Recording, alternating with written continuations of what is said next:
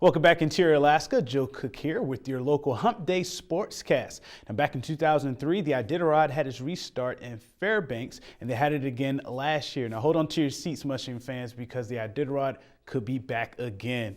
According to an article in the Daily News Miner, Stan Hooley, the Iditarod's chief executive officer, is set to meet with Borough Mayor Carl Castle and local officials on Tuesday, January 19th, to discuss another restart in Fairbanks as an alternative.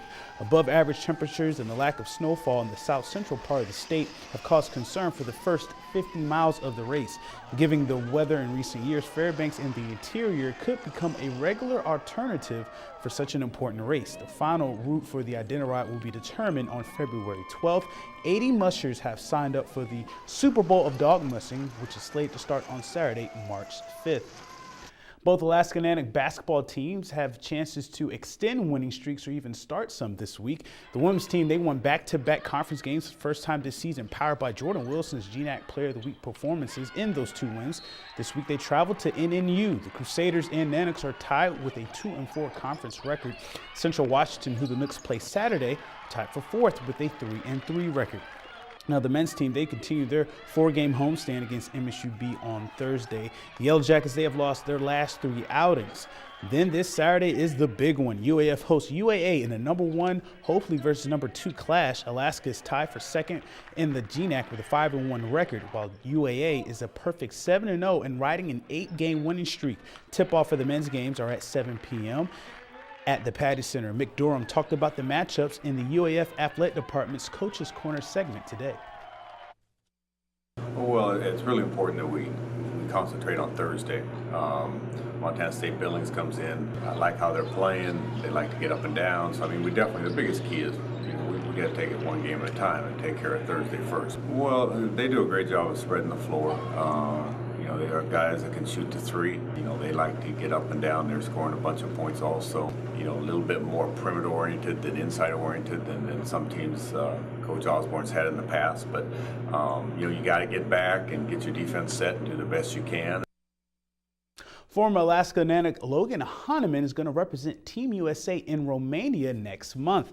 Hahnemann earned a spot on Team USA's under-23 national team after 4 races at the U.S. Cross Country Championships in Houghton, Michigan last week. Hahnemann finished with 160 points, which is second best among U23 skiers. He placed 9th and 11th overall in 2 sprints. The top 5 skiers make it on the team. Hahnemann, a Lathrop product, will now be on Team USA's U23 squad for a 3rd straight year. The World U23 Championships will be February 23rd and 24th in Rosnov, Romania. The Monroe Rams hockey team they're always in the crosshairs of their opponent, but especially now because they haven't lost a game yet. And last night they had a tough task visiting 4A North Pole at the Polar Ice Center. Sophomore Darren Donovan, he put the Patriots up first with his solo goal on Nate Jankowski in the first period, 1-0 Patriots. But less than 2 minutes later, Michael Coyley tied this game up for the Rams, and that started a big night for him. Monroe was up 3-1 after a Ryan Michelle goal to close out the first period.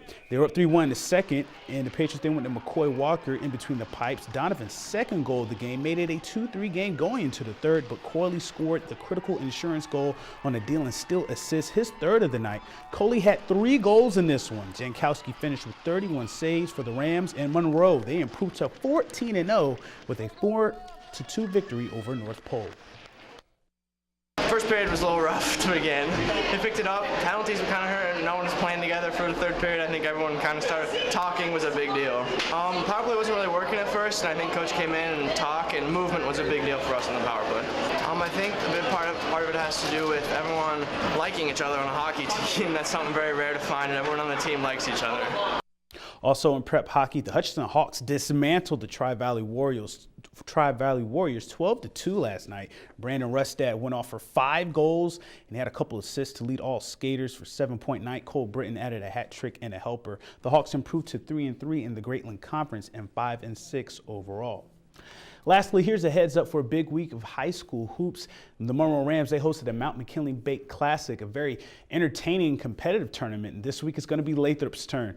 They will host the Joe T Classic at Lathrop on Joe T Court. They invite some of the top teams in 4A, both Ketchikan boys and girls teams. They're off to great starts this year, and they will be in the tourney. South Anchorage boys and girls are in the mix as well as the West Valley girls and the North Pole boys teams. Games are at 3, 4:30, 6, and 7:30 Thursday through Saturday. For the full schedule, check for it on the WebCenter11.com sports page. Also this week, Hutchinson and Monroe will meet in Aurora Conference play on Friday night, while the West Valley boys host the Kodiak Bears for a weekend series. And that'll do it for sports tonight. Thanks for watching. Your full weather forecast is coming up next. And as always, we'll catch you next time.